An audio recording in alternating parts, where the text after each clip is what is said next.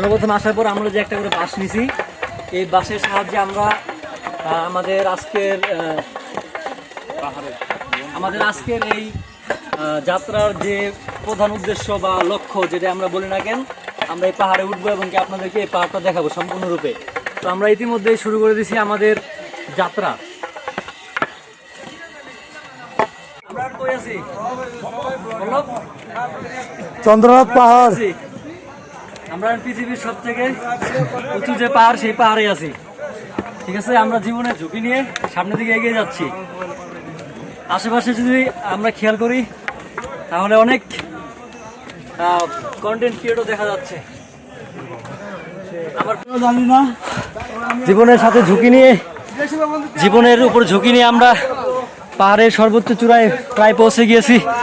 এবার আমাদের একটু রেস্ট প্রয়োজন, আমাদের এবার একটু বিশ্রাম প্রয়োজন।